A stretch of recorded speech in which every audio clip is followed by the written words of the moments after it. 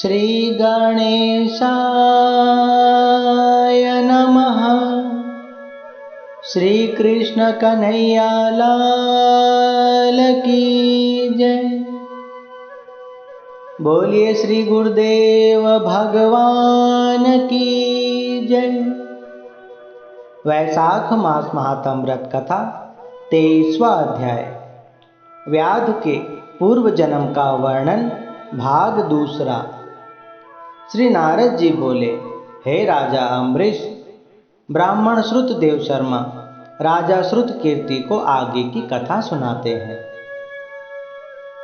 शंख ऋषि बोले, हे भाई, जब तुम्हारे द्वारा अश्रुपात करते हुए की गई क्षमा याचना सुनकर तुम्हारी धर्मपत्नी कांता बोली, हे स्वामी, आप ऐसा क्यों कहते हो?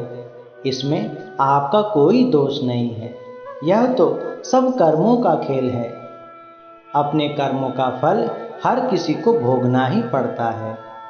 शायद मेरे ही ऐसे कर्म हो जिस कारण मुझे आपका स्नेह और प्रेम प्राप्त नहीं हुआ। यदि मुझे दुख मिला है तो वह सब मेरे कर्मों का खेल है। मनुष्य पूर्व जन्म में जो अच्छे बुरे कर्म करते हैं उन्हें वही फल प्राप्त होते हैं।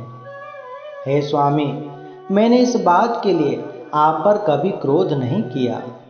मैंने सदा आपको अपना स्वामी माना है और सदा आपकी ही सेवा करती रहूंगी। जो स्त्री अपने पति के क्रोध को सहन करती है वही सच्ची साध्वी मानी जाती है। इसलिए आप मेरे प्रति लज्जा और आत्मग्लानि का त्याग कर दीजिए। शंख ऋषि बोले, हे भाई, इस प्रकार तुम्हारे दुख और पीड़ा को सुनकर तुम्हारी धर्मपत्नी ने तुम्हें धैर्य दिया और अपने घर जाकर पिता और भाई से कुछ धन लेकर आई और तुम्हारी तन मन धन से सेवा करने लगी।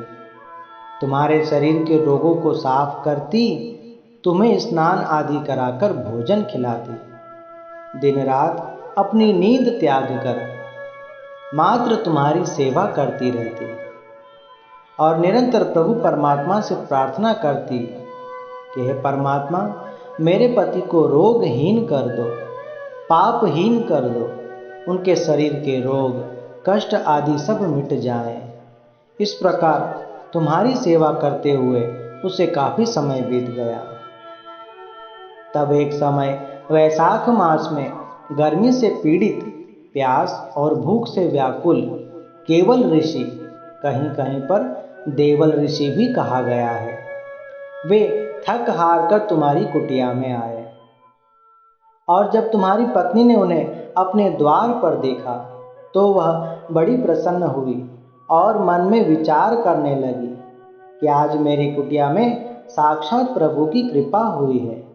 जो पूज्य संतों के चरण आज मेरी कुटिया में पड़े, क्योंकि संतों के चरण जिस घर में पड़ जाते हैं, जिस कुटिया में पड़ जाते हैं, उस कुटिया की दरिद्रता, रोग, शोक आदि व्याधि, जरा मरा आदि सब नष्ट हो जाते हैं।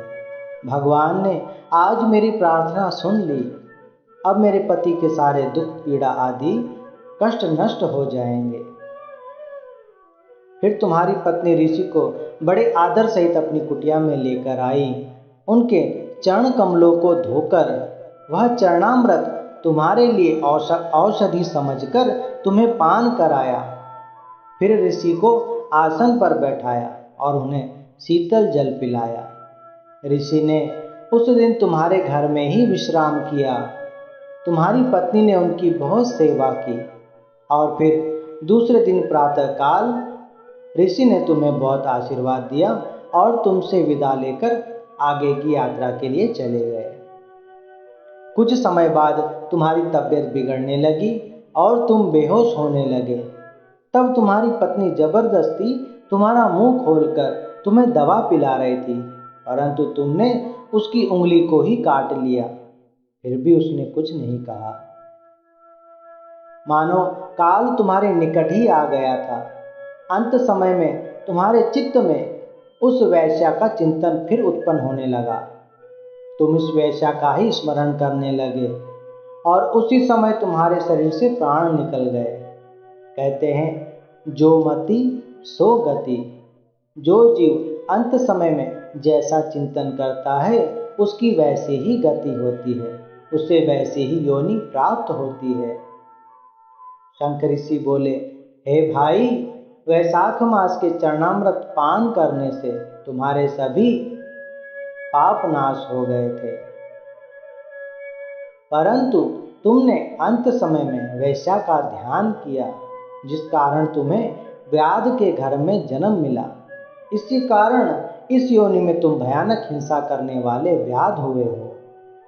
वैशाख मास में केवल ऋषि को तुम्हारी पत्नी के द्वारा जल पिलाना और ऋषि का तुम्हारी कुटिया में रात्रि विश्राम करने के कारण आज तुम्हारी सद्बुद्धि जागृत हुई है, जिससे मेरा संग और यह दिव्य कथा तुम्हें प्राप्त हुई है। तुम्हारी पत्नी ने वैशाख मास में एक संत की और एक रोगी यानी तुम्हारी सेवा की थी, जिस कारण वह सभी बंधनों से छूटकर सरलता से प्रभु का वैकुंठ धाम प्राप्त किया। परंतु ब्राह्मण धर्म सत्कर्म त्याग के कारण और अंतिम समय में जो वैश्या का चिंतन किया, उसके कारण तुम्हें इस योनि में आना पड़ा। शंख ऋषि बोले, हे भाई, यह सब तुम्हारे पूर्व जन्म के पाप और पुण्य का वर्णन है। मैंने अपनी दिव्य दृष्टि से तुम्हें बतलाया है। अब तुम्हारी और कोई शंका हो अथवा कोई बात पूछने की इच्छा हो तो वह निसंकोच पूछ लो, क्योंकि अब तुम्हारा हृदय शुद्ध हो गया है और तुम्हारा चित्त परमात्मा के साथ जुड़ गया है।